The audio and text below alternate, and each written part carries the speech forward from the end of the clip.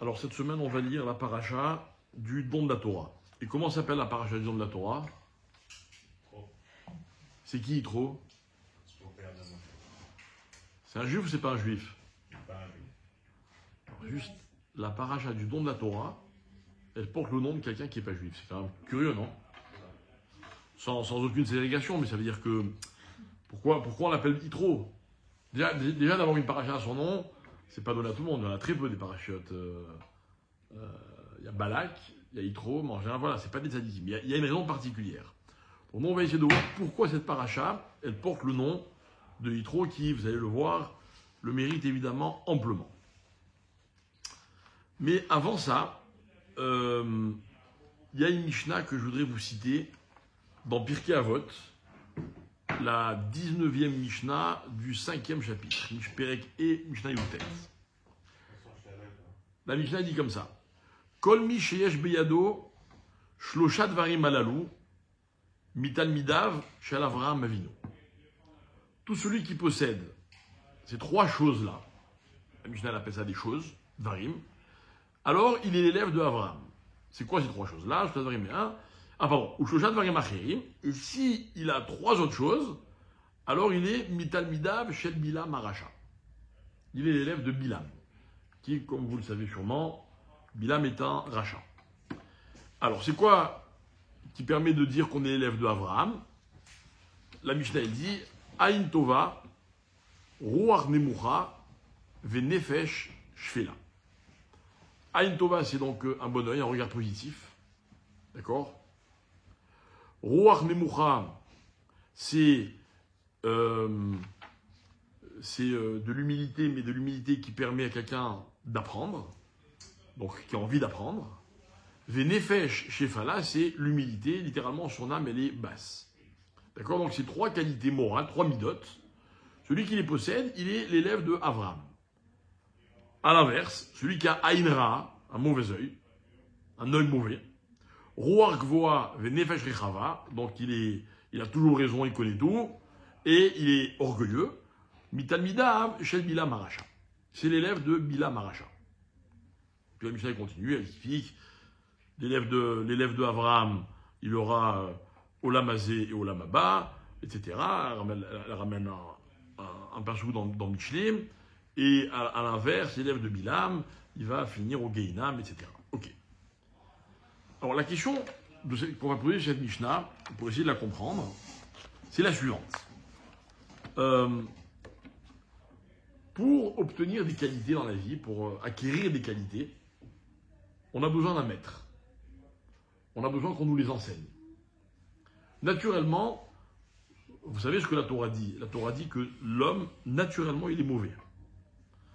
Au moment dans la parole de Bereshit, la Torah dit Yetzer lev ha'adam ra mineorav.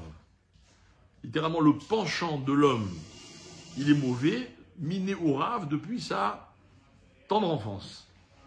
Ok? Si je vous demande, est-ce qu'un enfant, c'est généreux ou égoïste? Qu'est-ce que vous pensez? Un petit bébé qui vient de naître, il est généreux ou il est égoïste? Enfin, vous devez choisir. Hein? Pourquoi égoïste? Qu'est-ce que tu penses, toi, généreux ou égoïste? Égoïste. C'est des monstres, hein? Il pense casser de jour. Voilà. Alors, on va le dire encore plus franchement. Bon ou mauvais? Très mauvais. Non, mais c'est vrai. Un enfant, il pense qu'à lui. Un enfant, l'existence, c'est lui. D'accord? Et même quand l'enfant, il grandit un peu, si un enfant, il n'a pas envie de vous sourire, il vous sourira pas. Hein. Par contre, si vous donnez un bonbon, vous pouvez obtenir tout ce que vous voulez. Il casse son intérêt. Ok? Donc la nature humaine, elle n'est pas bonne, à l'origine. Et l'homme, il va se travailler. Pour acquérir des qualités, et qu'est-ce qu'elle me dit la Mishnah? Il faut être élève de Avraham Avinu. Donc il y a tout un mahalar, toute une approche, etc. Celui qui a les qualités dont on a parlé, il est l'élève de Avraham. Et pourquoi est-ce que pour avoir des défauts, il faut être l'élève de Bilam? D'accord? J'explique la question, on va la rendre un peu talmudiste, la question. Ok? Il semblerait qu'il y a deux écoles. il y a ce qu'on appellerait deux bêtes midrash, deux yeshivot. Il y a la yeshiva de Abraham, on apprend quoi? Avoir des bonnes qualités, des bonnes midotes. Et là, il y a la yeshiva de Bilam, on apprend à avoir des défauts. Depuis quand on a besoin qu'on nous apprenne à avoir des défauts? Vous avez des défauts, vous? Qui vous les a appris? Tout seul, c'est la vie, quoi. Maintenant, si la Mishnah elle me dit non, il y a l'élève d'Abraham et l'élève de Bilam, c'est que, semble-t-il, il y a deux écoles de pensée. Il y a une école de pensée qui est positive, qui est bonne, pas la pensée, l'école. D'accord? Et il y a une école de pensée qui est négative. Ok? Et nous, c'est ce qu'on va essayer d'expliquer. Et on va voir comment ce fameux Yitro, il apparaît dans l'histoire. Alors, c'est vrai que au début, Moshe Rabbeinu, il est assis sur le puits, il voit des jeunes filles arriver, il les aide. Finalement, il s'avère que c'est des filles de Yitro. Yitro, pour le remercier, il l'invite chez lui. Là, il fait connaissance de Tzipora, sa fille, et vont se marier. Très bien, donc c'est son beau-père. Mais quel rapport il va avoir Yitro? Comment Yitro il va avoir un rapport avec la Torah au point, encore une fois, que la paracha du don de la Torah, de Matan Torah, elle s'appelle Yitro. La Gemara, dans le traité de Zvachim, page 117, elle raconte, 116, pardon, elle raconte l'histoire suivante. Ok? Elle demande, la paracha commence en disant Vaishma Yitro. Et Yitro a entendu. La Gemara demande Ma Shmua Shama Uba. Pardon. Excusez-moi, encore une fois. Vaishma Yitro Kohen Midian, hein? Ok? Et la Torah dit juste après. Et la Torah dit juste après. Vayavo Yitro Choten Moshe. Alors il est venu. Il a entendu quelque chose. Alors il est venu. La Gemara demande qu'est-ce qu'il a entendu. Et dans la Gemara, il y a plein d'explications. Il y en a qui disent qu'il a entendu la traversée de la mer Rouge, qu'il a entendu les miracles qu'il y avait en Égypte, etc., etc. Et il y a l'explication que je vais vous citer. Rabbi Eliezer Amodaï Omer. Matan Torah Shama Uba. Il a entendu l'histoire, il a entendu le don de la Torah. Ok? Pourquoi c'est passé sur les réseaux sociaux? Parce aux informations.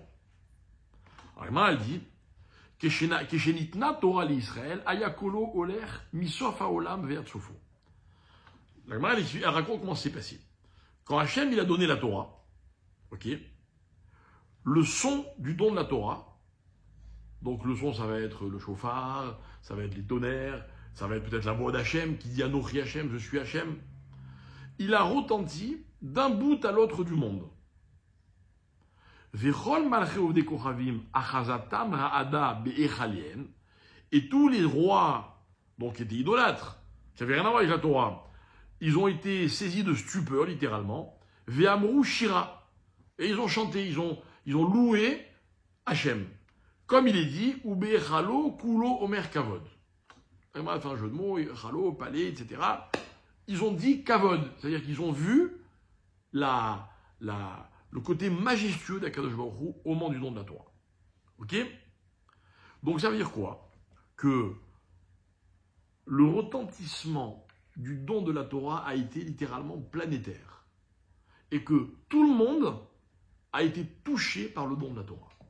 Comme imaginez une vérité qui vient, qui s'impose, et puis elle est tellement claire et évidente qu'elle impacte tout le monde. Donc, tout le monde a été impacté. Très bien. La Gemara continue, elle dit Nitkabtsu kulam etzel bilam aracha. Ve'amrulo. Maintenant, chez les nations, il y a un prophète. Comment il s'appelle? Bilam. Donc, ils sont allés le voir, tous les rois. Il y a eu un espèce de grand rassemblement, ok? Et tout le monde a dit, a posé une question à Bilam. Ils l'ont demandé, Ma kol ha'amon asher shamanu. Shema maboul balaolam. Après, en réfléchissant, ils ont eu peur. Ils ont dit, mais c'est quoi ce bruit terrible? Quoi, Hachem, il va redétruire le monde? Puis là, tout un débat. Non, Hachem, il ne peut pas redétruire le monde, il a promis qu'il ne le ferait pas. Après, d'autres, ils disaient, non, mais il a promis qu'il ne le détruirait pas par l'eau, mais peut-être qu'il peut le détruire par autre chose, etc. Non, on arrive à la conclusion que Hachem, il n'a pas détruit le monde. Ok? Mais quoi? Alors, il leur dit, à Marlem, il leur dit, Donc, Bilam dit aux nations, à tous les rois, Chemda tova yeshlo bebet genazav, pardon. Hachem, il a dans son coffre-fort, dans ses trésors cachés, il a Chemda tova, un magnifique cadeau. Chez Aïta Gnouza Etzlo, qui était caché chez lui, chez Hachem, 974 générations avant la création du monde. De là, on apprend que la Torah, elle a existé 974 générations avant la création du monde. Pourquoi pas 975 ou 973? Combien d'années ça fait une génération? C'est un autre débat, c'est pas le sujet de ce soir. Ok? Bien. Ou Bikesh, l'Itena Lebanav. Et Dieu a désiré la donner à ses enfants. Comme il est dit, Hachem Oz, Léamo Iten. Hachem, la Oz, on va traduire ça par la force. En fait, c'est la force pas physique, la force en général. Léamo Iten, il la donne à son peuple. Miyad Patrou Kulam Ve'amrou, Hachem Yevarer et Amo Bachalom. Alors tous les rois ont dit à l'unisson, Hachem Yevarer et Amo Bachalom. Hachem bénit son peuple Bachalom. D'accord?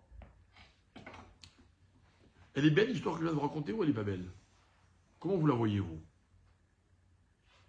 Positive, négative? Bien. Bien? Qu'est-ce qu'il y a de positif?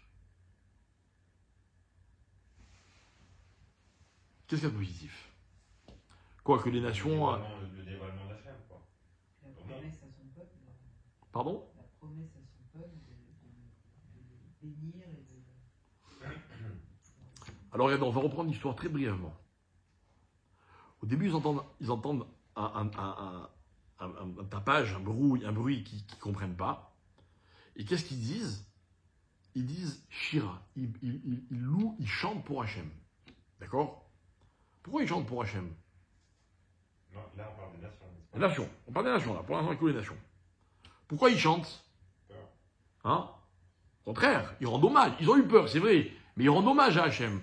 Pourquoi les nations rendent hommage à Hachem quand Hachem donne la Torah au peuple juif? Pourquoi, d'après vous? Allez, cassez-vous un peu la tête. Vous voyez pas? J'ai tendance à dire que ce sont des hypocrites. Peut-être que... Imaginez, votre meilleur ami gagne au loto, 100 millions. Vous êtes content ou pas? Oui ou non? Non. La vérité. Pourquoi vous dites oui? Qu'est-ce que ça vous fait plaisir? Si vous l'aimez, mais si vous l'aimez pas vraiment, mais c'est votre ami quand même. Moi, je vous connais. Vous vous dites, bon, peut-être, il va penser aux copains. D'accord? Donc, vous allez être content. Écoutez bien, comment il faut lire l'histoire de la Gemara. Au début, les nations, elles comprennent qu'il se passe quelque chose d'incroyable dans le monde. Et ils sont tous contents, tous les rois. Ils vont voir Bilam. Qu'est-ce qu'il leur dit, Bilam? Il va dire, vous inquiétez pas. Vous inquiétez pas. C'est Dieu qui a donné la Torah à qui? À qui il a donné la Torah? Aux Juifs. Donc vous, ça ne vous concerne pas.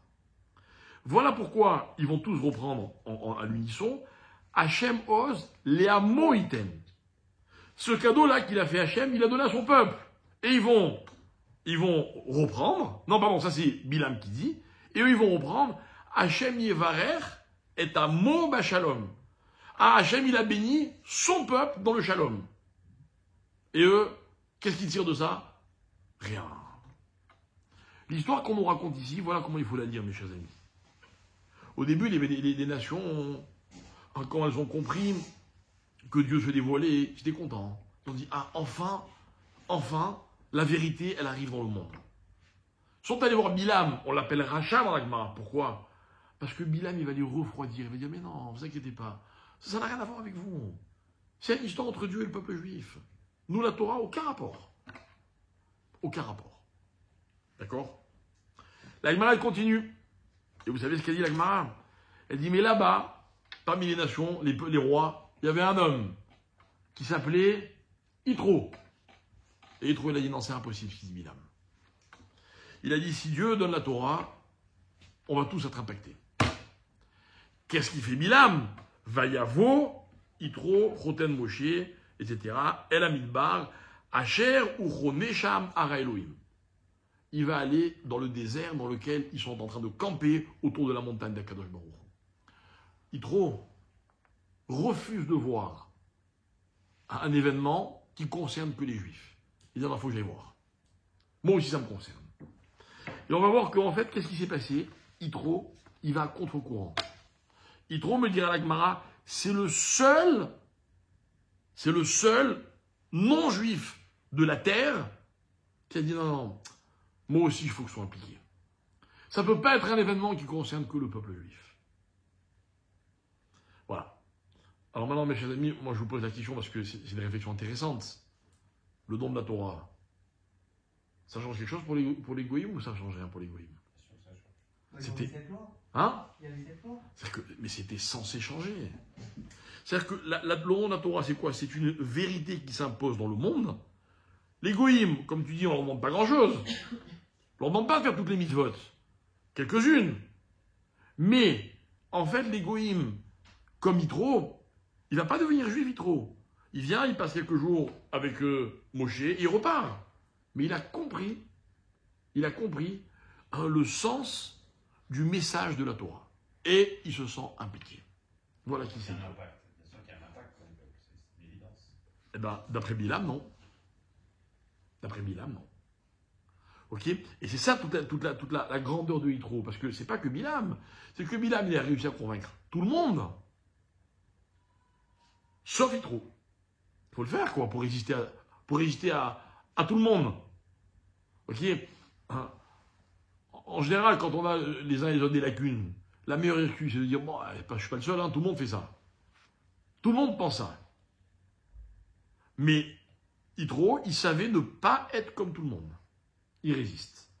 Voilà, dit la Gemara, pourquoi, enfin, c'est pas la Gemara qui dit ça, mais de cette histoire de la Gemara, on comprend, voilà pourquoi la paracha, elle s'appelle Yitro. Mais elle ne s'appelle pas que Yitro, elle s'appelle Vaishma Yitro. Yitro a entendu. Ok? Et c'est ça qu'on va essayer d'expliquer. Donc, pour comprendre, on va revenir, on va essayer d'expliquer qui est ce personnage qui s'appelle Bilam. On cherche une référence, on en a trouvé une. Bilam, apparemment, d'après la Mishnah dans Avot, Bilam, c'est le contrepoids de Avraham. Ok? Avraham, c'est les bonnes midotes. Bilam, c'est les mauvaises midotes. Vous vous rappelez, on a vu ça il y a quelques minutes. Ok? Ce qu'il faut essayer de comprendre, c'est... Je veux bien que Avraham il soit le bon et Bilam le mauvais, ça ne me pose pas de problème. Moi, en tant que juif, fils d'Avraham. Mais vous savez, ce qui me pose problème, c'est comment on peut comparer Avraham et Bilam. Vous savez, dans la vie, mes chers amis, quand on vous compare à quelqu'un ou à quelque chose, c'est forcément qu'il y a un rapport. Même si c'est pour dire que vous êtes le contraire de celui à qui on vous a comparé. Par exemple, voilà, écoutez bien, je vais vous donner un petit exemple. C'est quoi le contraire du noir? C'est le blanc. Mais est-ce qu'il y a un rapport entre noir et blanc pour qu'on puisse dire, ben, c'est ou noir ou blanc? Il y a un rapport ou pas? C'est quoi le rapport? D'abord, c'est pas sûr. Le blanc, c'est pas sûr que c'est une couleur. Et le noir non plus. Mais donc, on va pas aller dans cette voie-là. Non. Le rapport, il est très simple. C'est que le blanc et le noir, c'est le contraste. Ça veut dire que le noir n'est jamais aussi noir que quand il est à côté du blanc. Et le blanc n'est jamais aussi blanc quand il est à côté du noir. Donc finalement, le blanc, il rend le noir noir. Et le noir, il rend le blanc blanc. C'est magnifique. Donc il y a un rapport. Mais je ne l'ai pas inventé. Vayi Erev, Vayi Boker. Elohim yehi or, Vayi or, alors Vayavde Elohim ben Haor ou ben Hachocher. Quand Dieu il a créé la lumière, alors on a compris qu'est-ce que c'était que la lumière, et on a aussi compris qu'est-ce que c'était que l'obscurité. Je veux comprendre quel rapport il y a entre Avraham et Bilam. Je veux comprendre, est-ce qu'on peut comparer le bien au mal? est-ce qu'on peut comparer le bien au mal? Je vous donne un petit exemple un peu philosophique, mais pas grave. La Torah me dit tous les jours, Vayar Elohim Kitov.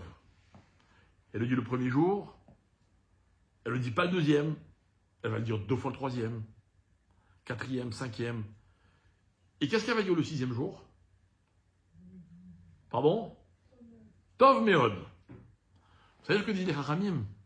Ils disent, la distance qu'il y a entre Tov et Tov Meod, c'est la même distance qu'il y a entre Tov et Lotov. Ok? Ça veut dire quoi? C'est-à-dire qu'on est passé, imaginez qu'on passe de Lotov à Tov, que Ra dans la Torah, c'est pas vraiment prévu, hein, à part chez l'homme, le verset qu'on a cité tout à l'heure, Vayetzer lev adam ra minu rav. Mais normalement, il n'y a pas de Ra dans la création du monde. Il n'y a pas de Ra, il n'y a pas de mal. Alors comment se fait-il que dans le monde il y ait du mal? L'origine du mal, elle est dans le fait que l'homme a été créé seul, et Hachem dira Lotov eyot Adam levado. Lotov, c'est pas Tov que l'homme soit seul. Donc, d'où l'origine du mal. Mais la Torah n'a pas dit Ra, elle a dit Lotov. Lotov, c'est l'absence de Tov. Dans la vie, quand on est seul, quand on vit que pour soi, on ne peut pas être dans le Tov. Bon, ça c'est un autre cours. Ok? Mais vous comprenez aisément la différence qu'il y a entre Lotov et Tov. Lotov, c'est une dynamique négative. Tov, c'est une dynamique positive. Eh bien, il y a la même différence entre Tov et Tov Meod qu'entre Tov et Lotov.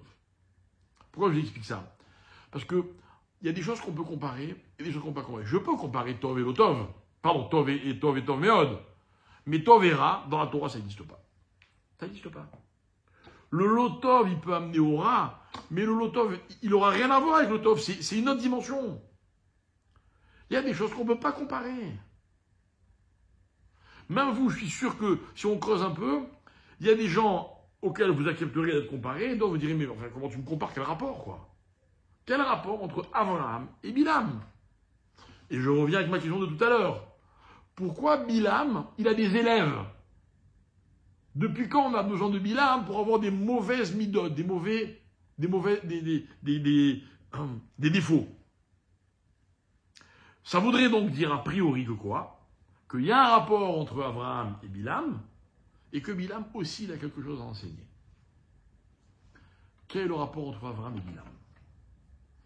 Alors écoutez bien, le rapport c'est le suivant, c'est que Abraham, c'est le premier homme de l'histoire qui est appelé Navi. C'est quoi Navi? Un prophète. Où est-ce que Abraham est appelé Navi? Lorsque la Torah nous raconte que, je vais vous lire le verset, tac, tac, tac, lorsque Abraham s'installe dans un pays qui s'appelle Guérar, dont le roi est Avimelech, et Abraham il a très peur qu'on le tue parce que sa femme était très belle, par jalousie, alors il fait croire à tout le monde que Sarah, c'est sa sœur. Avimelech, il n'hésite pas une seconde, il prend Sarah, et Dieu illumine Darba, il tombe malade, etc., etc., il vient en rêve, et il dit comment tu as pu prendre cette femme? Il dit mais je ne savais pas, etc., bref. Veata Hachev Eshet Ish, qui navihu. Dieu dit à Abraham, Elimelech, rends cette femme à son mari, car c'est un navi, un prophète, et il priera pour toi et tu guériras. Donc Abraham, il est clairement appelé Navi. D'accord? Très bien. À la fin de la Torah, il y a eu un Navi plus grand que Abraham qui va s'appeler Moshe. Moshe, c'est le plus grand prophète qu'il y a jamais eu dans le peuple juif. Et lorsque Moshe va mourir, qu'est-ce que dit la Torah?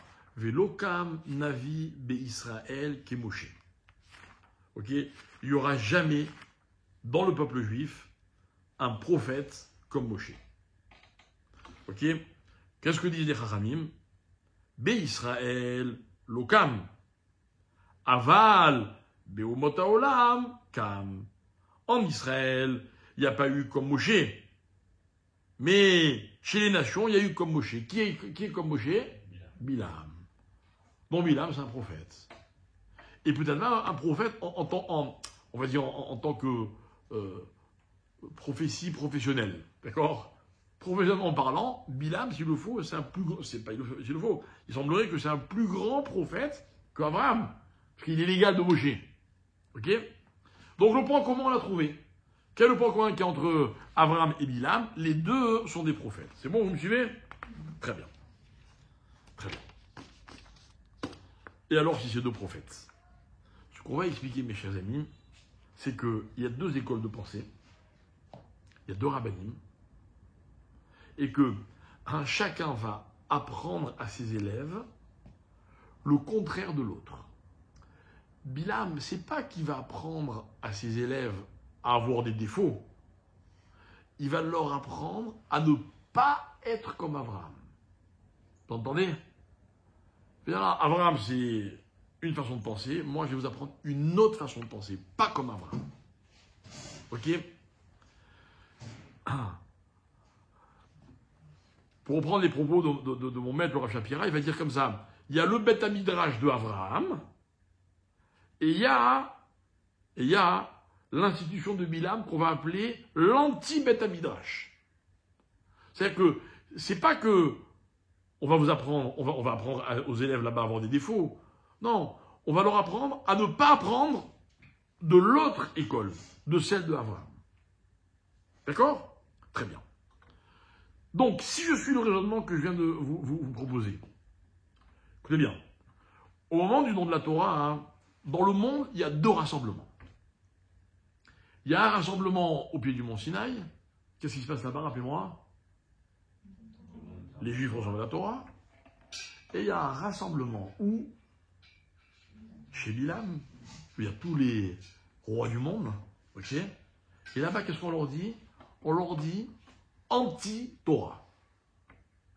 Anti-Torah. C'est-à-dire que, comme on dit, le Mahamad, c'est-à-dire l'événement qui se passe chez Bilam, c'est quoi? C'est non. Vous n'avez pas compris, ça ne nous concerne pas. Ça ne nous concerne pas. Je me permets de faire une petite parenthèse. La meilleure façon dans la vie de décourager quelqu'un qui veut faire du bien, c'est de lui dire « Non, mais t'as aucun rapport avec ça, toi. C'est pas pour toi. » D'accord? Imaginons quelqu'un, il va devenir religieux.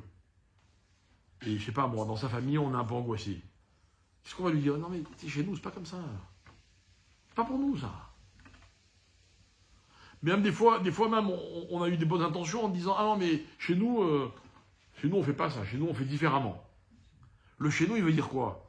Il veut dire « Non, ce qu'ils font les autres, ça ne nous concerne pas. » Or, le principe même de Matan Torah, pourquoi est-ce que le bruit retentit dans le monde entier? Rappelez-vous, la Gemara Missof Olam Be'atzofo, c'est parce que l'événement, il concerne tout le monde.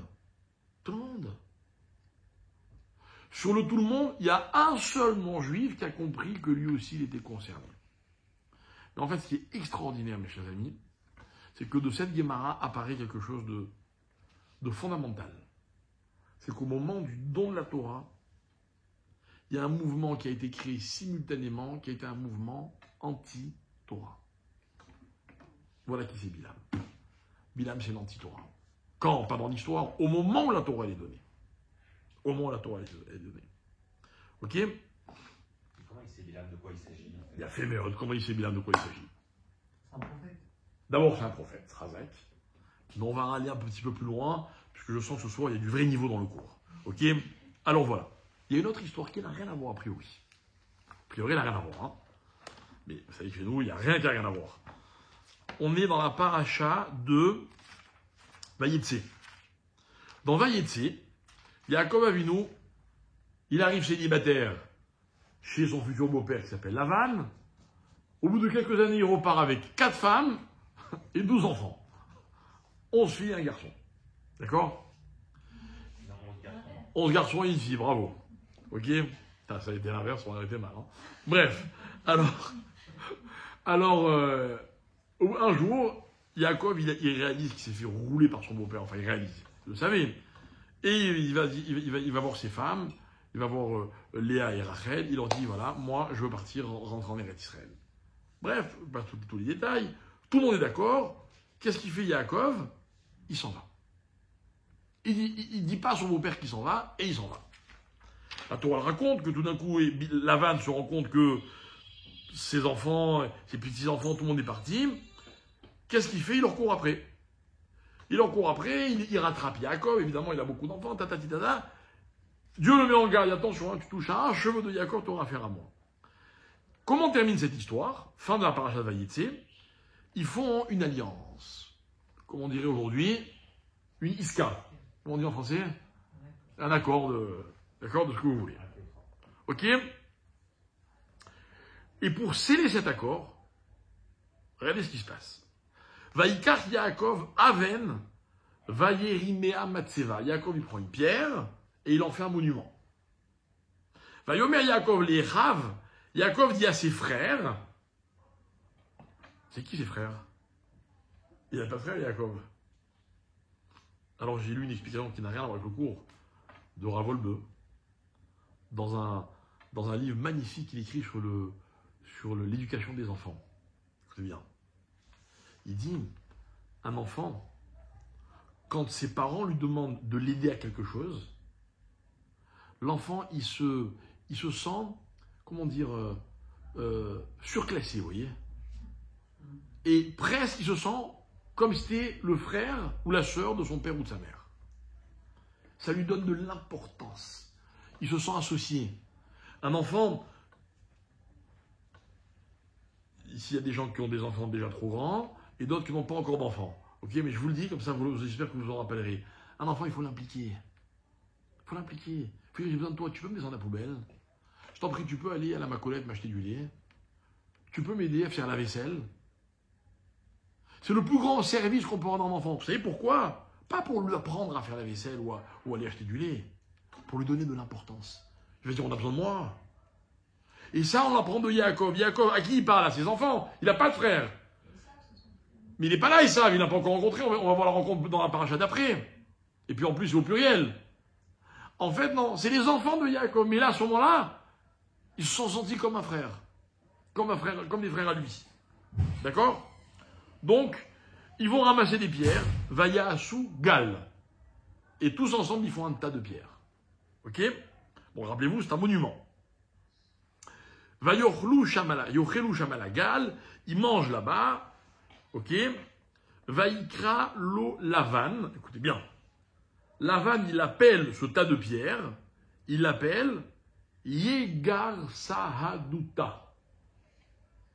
Yegar Sahaduta. Je continue. Yaakov Karalo Gal Ed.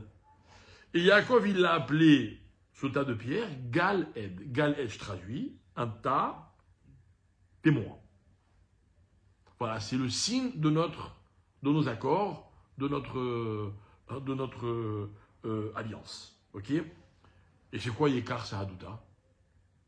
Yekar Sahaduta, ça veut dire Gal Ed. Un tas, Sahaduta, Sahad, tout en araméen, c'est témoin. Et tout le monde se demande, mais qu'est-ce qui lui prend à Lavan? Pourquoi la Torah elle précise que Lavan il l'a appelé en araméen? Parce que c'est pas l'hébreu, hein? Et que Yaakov, il a appelé en hébreu. Et la Gemara, elle va dire, de là on apprend que l'araméen, le Targum, vous savez, quand on fait Shnai Mikra Vecha Targum, la traduction de la Torah, qui est dans la colonne en général de beaucoup de Chumash, qui s'appelle Onkelos, le Targum, il était prévu par la Torah. Bref, je vais expliquer dans un instant ce que ça veut dire. En tout cas, il y a de l'araméen. Ok? Donc, il y a un tas de pierres, le tas de pierres qui symbolise l'alliance entre Yaakov et Lavan. Tout le monde l'appelle à sa façon, mais il faut savoir une chose, c'est qu'à la fin, Lavan lui-même, il va appeler, il est où le verset? Il va revenir sur le mot Gal-Ed. D'accord? Donc, finalement, tout le monde va l'appeler Gal-Ed, le tas qui est témoin. C'est bon, vous avez intégré l'histoire? Très bien. Je saute plein de parachutes. Et il y a une histoire dans la Torah très étrange. C'est l'histoire de Bilam et de Balak. Balak, il est roi de Moab, il voit les Juifs approcher, les Juifs, ils écrasent tout sur leur chemin, on est encore dans le désert, il tremble de peur, il dit c'est fini, ils vont me massacrer. Il fait appel à Bilam en lui disant, toi, tu es un prophète, tu peux maudire Israël, si tu le maudis, on le neutralise et je pourrai gagner le combat contre Israël. Au début, Dieu ne le laisse pas partir Bilam. Vous voyez l'histoire, n'est-ce pas? Et puis finalement, il le laisse partir, donc Bilam, il va sur son ânesse, il va aller à la rencontre du peuple juif. Et vous vous rappelez ce qui se passe en chemin quand il est sur son ânesse? Qu'est-ce qui se passe? Avant de parler, voyons. Elle va à droite, à gauche. Ah! Elle frôle les murs. Elle quoi? Elle tape les murs, lui plie la cheville ou je sais pas quoi. Ah, bah, ben, je ne sais pas quoi qui m'intéresse. Ok? Tout d'un coup, l'ânesse aperçoit un ange au milieu du chemin. Ok? Va terrer et malach Hashem. Et l'ange, il a une épée. Bilam, lui, voit pas l'ange. Va tête à Aton Minaderer, va terrer Bassadé. Alors, elle va dans le champ. Elle veut contourner l'ange. Bilam, qui n'a pas vu l'ange, il s'énerve. Il tape l'ânesse. L'ânesse, elle remonte sur le chemin. Alors, le malach, qu'est-ce qu'il fait? Il attend l'ânesse un peu plus loin. Et à un moment qui est très étroit, Gader misé ve Gader misé. Et là, il y a le chemin, mais il y a un mur d'un côté, un mur de l'autre. Ok? Donc l'ânesse, elle ne peut pas sortir du chemin. Qu'est-ce qu'elle fait? Elle se rapproche du mur, va-t-il arrêter, elle acquire. Alors elle se colle au mur, va-t-il rat et regel Bilam, elle acquire. Et elle écrase, comme tu l'as dit, le pied de Bilam sur le mur. Le mur! Demande les Chachamim. C'est quoi ce mur? Midrash Tanhuma. Ok? Vous savez ce que c'était ce mur? C'était le tas de pierres de Yaakov et Lavan. D'accord? Bon, alors, qu'est-ce qu'on a dit avec ça? Écoutez bien. Revenons à l'histoire de Lavan. Ok?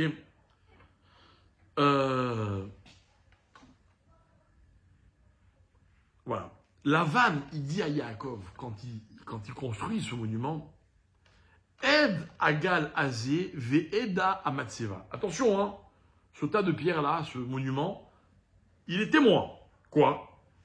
Im ani lo evor elecha et Agal Azé, ve'im ata lo ta'avor elai et Agal Azé. C'est-à-dire que ce monument, il est comme une frontière. Je ne traverse pas la frontière pour venir vers toi, tu ne traverses pas la frontière pour venir vers moi.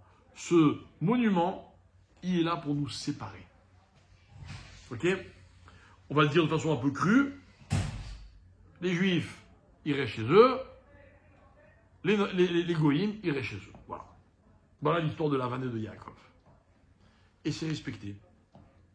Et voilà qu'un jour, beaucoup plus tard dans l'histoire, il y a un homme qui s'appelle Bilam, il connaît l'histoire de Bilam, il prophète. Et son âne, il se colle à ce mur. Et vous savez ce qu'il dit le Midrash? Le Midrash, il dit que quelque part, au début, quand elle colle le mur, il ne s'énerve pas, Bilam. Quand il s'énerve? Non, il s'énerve quand elle lui écrase le pied, quand il a mal. Mais en fait, en quelque sorte, Bilam, il voulait franchir ce mur. C'est-à-dire que Bilam, il va essayer d'annuler la séparation qu'il y a entre le peuple juif et les nations du monde. Et voilà pourquoi il va se permettre d'essayer de les maudire. Le problème de Bilam, c'est que comme c'est un navi, il cherche le mal dans le peuple juif, il ne le trouve pas. Alors il n'arrive pas à les maudire. Mais il va franchir cette frontière. Vous voyez, c'est comme je vous disais, il va essayer de pénétrer l'intimité du peuple juif. Voilà l'histoire de ce mur que la Messe, elle essaie de franchir et Bilam, il est dessus. Ok? Et en fait, ce qui est très intéressant, c'est quoi? C'est que ce monument, il est appelé par Lavan, donc le nom juif, en araméen. Et l'araméen, c'était aussi la langue de Bilam. Or, suivez-moi bien. Or, l'araméen, c'est la première langue dans laquelle on a le droit de traduire la Torah. Il y aura un jour le grec aussi, mais parce qu'on n'a pas le choix. Mais cet homme qui s'appelle Onkelos, qui va traduire la Torah en araméen, on la trouve quasiment dans toutes les Chumashim, sa traduction, dans tous les livres. Mais pourtant, c'était pas bien de traduire la Torah. Le message de la Torah, il était censé être clair. On ne peut pas traduire un message qui est clair. Un message aussi riche que celui de la Torah, comment vous pouvez le traduire? Ok?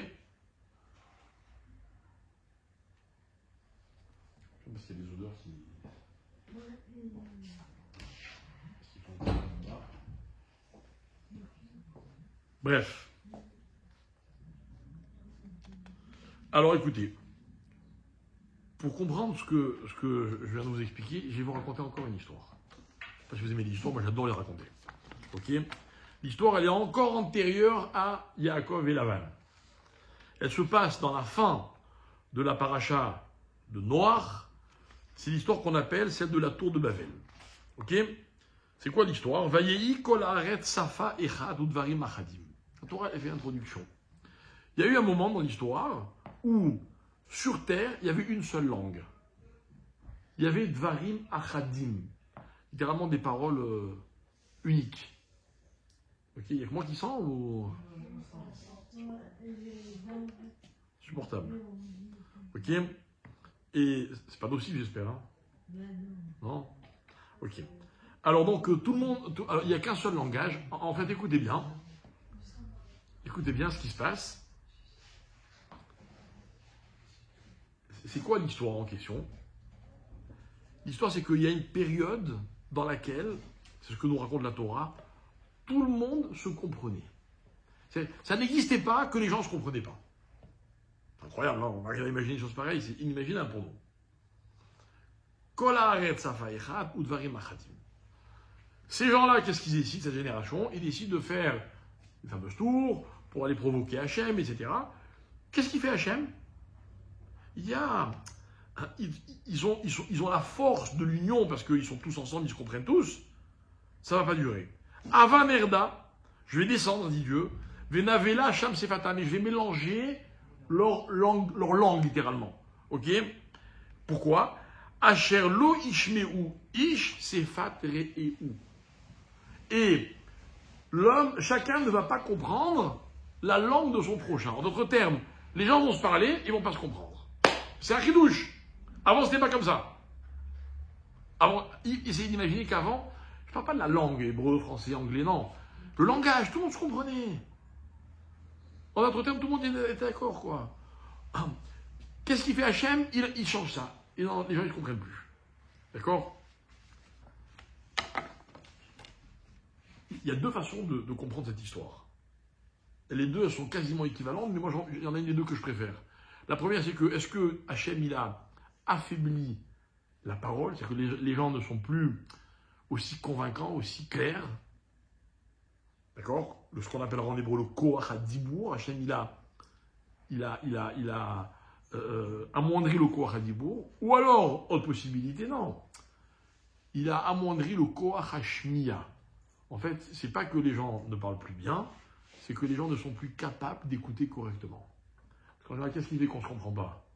C'est ou que celui qui parle, il ne parle pas clairement, ou que celui qui entend, il n'écoute pas vraiment. D'accord? Bien.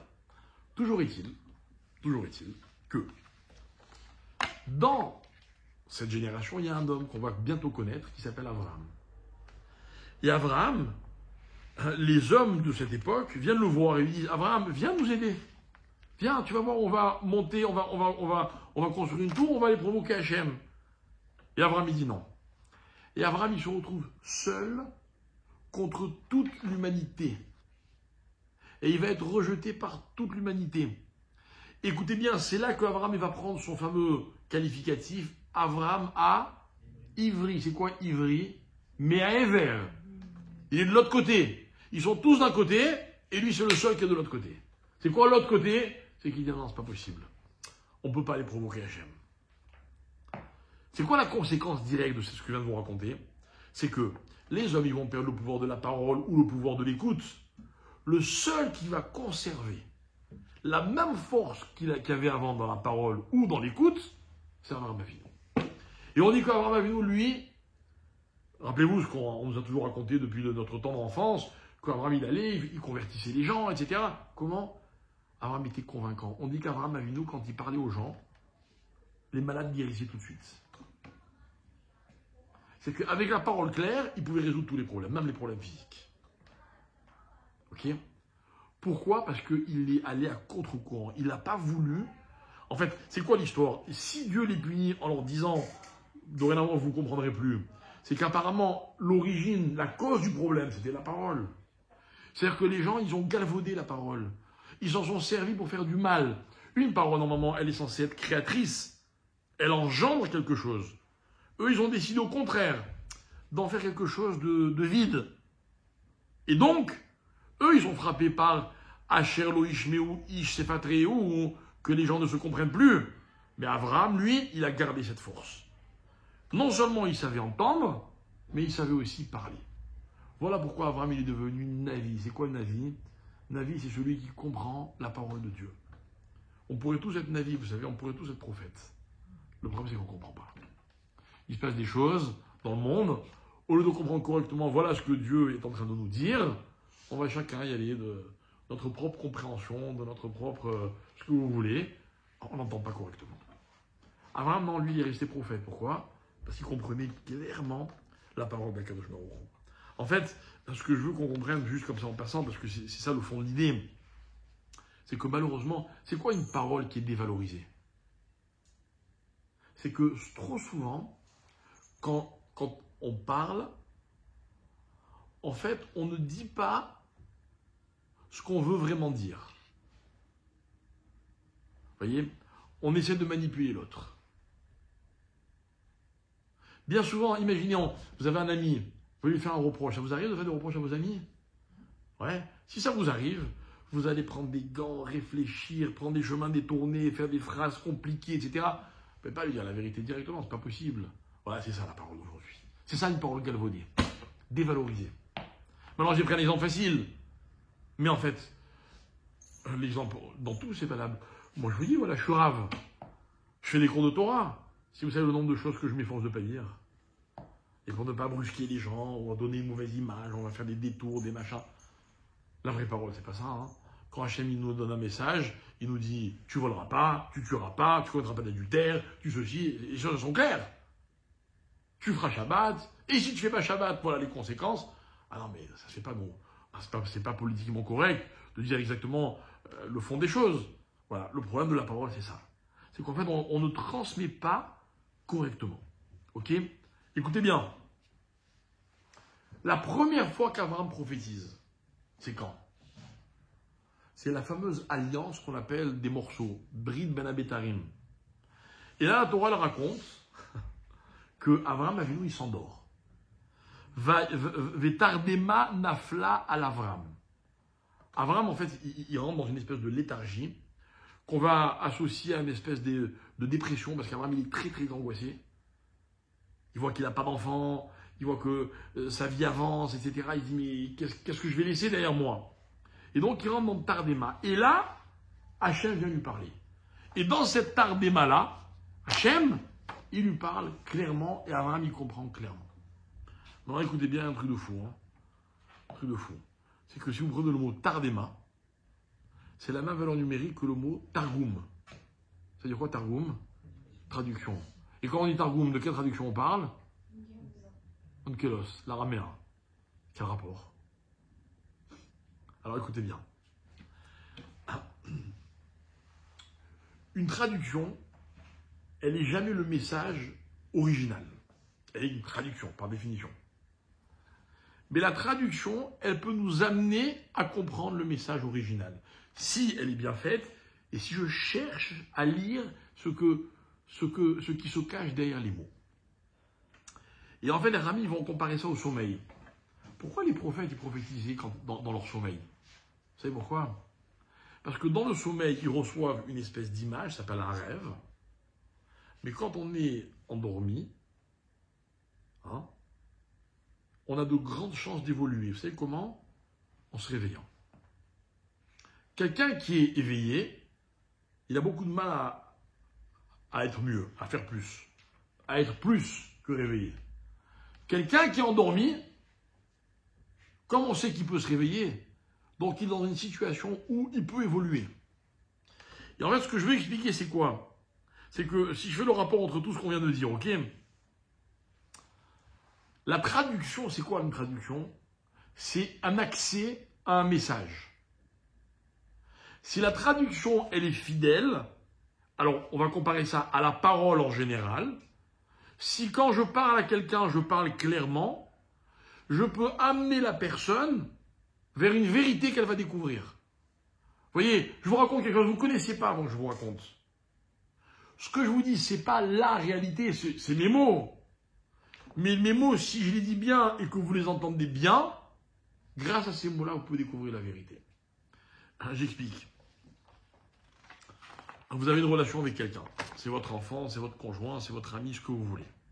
Ok? Vous lui parlez, n'est-ce pas? Vous lui parlez. Quand vous lui parlez, c'est pourquoi? C'est pour qu'il vous comprenne.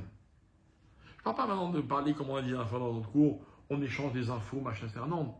Les personnes qui me sont importantes, je veux qu'elles sachent qu'est-ce que je ressens, qu'est-ce que j'aime moins, qui je suis vraiment. Vous arrivez, vous, à vous décrire? Si vous devez, maintenant vous avez devant vous quelqu'un que vous aimez beaucoup, hein, racontez-lui exactement qui vous êtes. C'est impossible, il n'y a pas les mots. Vous allez employer des mots pour lui permettre d'avoir accès à une vérité qu'on ne peut pas exprimer. Voilà à quoi sert la parole. Voilà le sens de ce qu'on appelle dans la Torah Targum.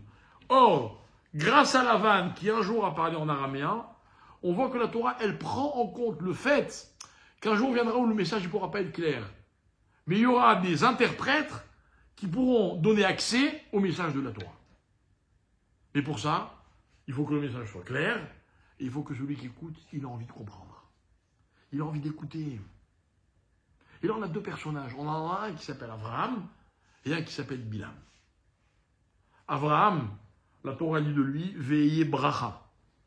Alors que Bilam, au contraire, qu'est-ce qu'il cherche? Il cherche à maudire. Voilà deux approches complètement antinomiques du sens de la parole. Est-ce que votre parole, elle est pour apporter de la bracha, ou est-ce que votre parole, elle est pour apporter la klala? Imaginez que je vous dis, je ne vais pas dire parce que j'ai trop peur de le dire, mais imaginez que je vous dise que chacune de vos paroles, elle est ou bracha ou klala. Il n'y a pas d'autre alternative. Quand vous allez parler, vous allez réfléchir avant de parler. Hein? Ben voilà, c'est ça. Abraham et Bilam.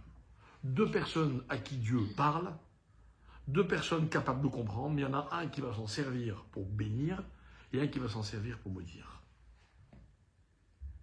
Ok? On a compris à travers cela le rapport qu'il y avait entre Abraham et Bilam, mais on a surtout compris qui c'est ce fameux Bilam. Bilam, c'est pas un personnage, hein, c'est une école de pensée, c'est une approche de la vie. Hein, c'est une approche selon laquelle les Juifs, ils sont ce qu'ils sont les Juifs, hein, ça n'a rien à voir avec le monde. Rien à voir. Hein, si vous voulez, c'est comme si, dans un contexte un peu plus actuel, on disait, tu sais, les Juifs, on les comprend, hein, mais qu'est-ce qui nous gonfle? Ils règlent leurs problèmes tout seuls.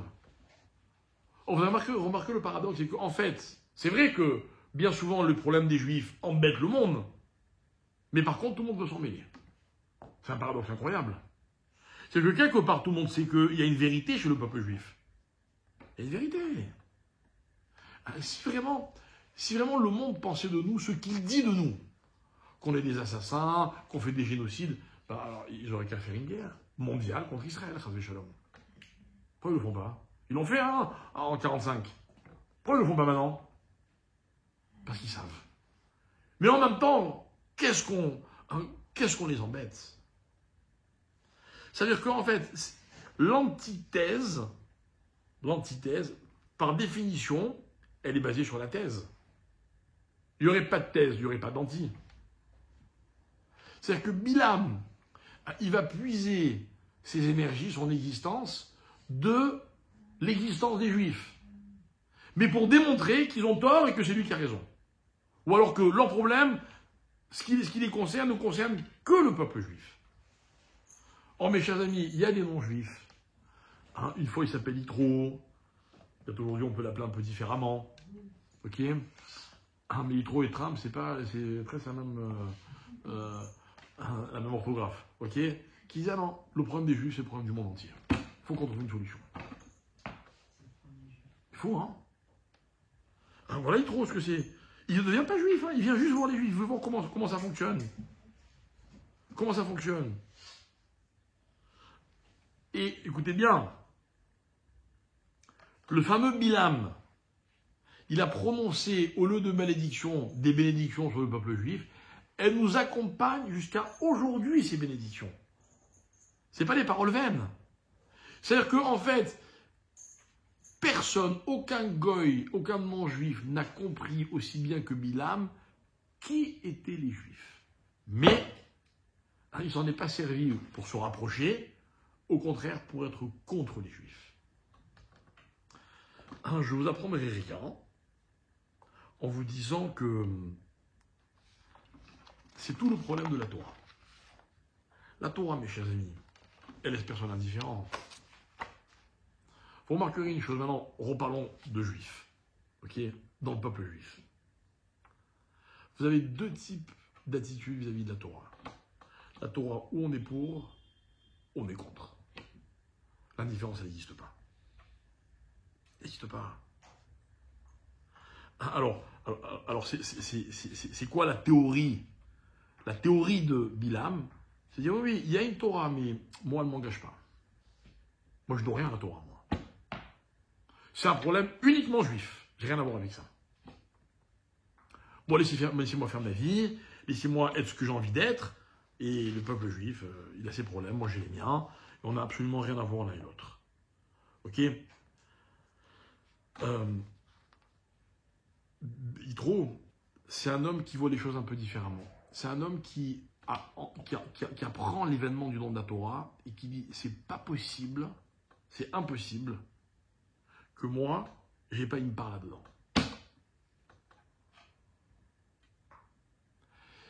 Et en fait, si on rend hommage à Yitro en appelant la paracha de Matan Torah en son nom, c'est pour montrer l'importance de la Torah.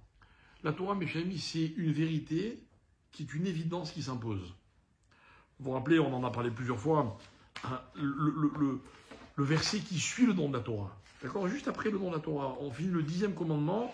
Le verset qui suit, c'est quoi? Vechol ha'am ro'im et akolot. Et le peuple a vu les sons. Ça veut dire quoi, le peuple a vu les sons?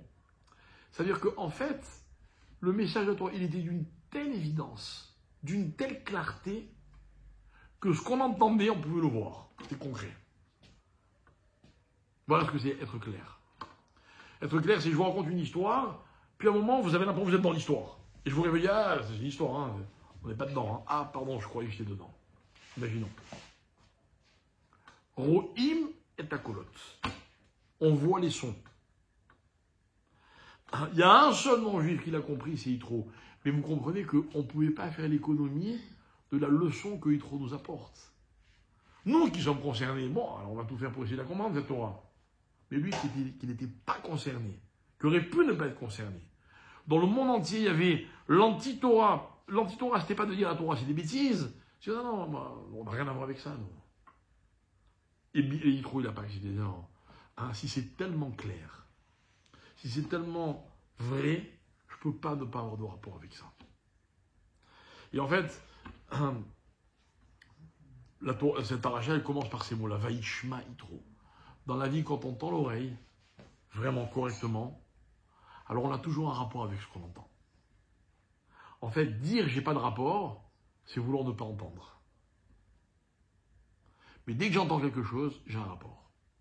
Si un jour quelqu'un vous raconte ses malheurs, et vous rentrez chez vous, comme vous êtes arrivé, en fait vous n'avez pas écouté, quoi. Vous avez entendu peut-être. Mais vous n'êtes pas dans le Vaishma. Yitro, il a été capable de Vaishma. Alors que le passage qui dit Shema Israël, c'est à Israël d'écouter. Mais lui a écouté, donc il nous donne cette leçon-là. Il nous donne cette leçon-là. Il y a tellement de choses dans la vie dont on pourrait dire, moi ça ne me concerne pas, c'est pas mon problème. Eh bien, en fait, celui qui dit ça, c'est qu'il n'a pas envie d'écouter. Il n'entend pas correctement. Yitro, lui, il a tendu l'oreille. Il a entendu, il a compris, il a créé le lien, il a vu le rapport qu'il avait avec cette chose-là. Et donc, quelque part, il va nous expliquer, il va être l'exemple même de la tension qu'il faut donner au message de la Torah. Voilà, mes amis, on va lire la paracha de cette semaine de Yitro.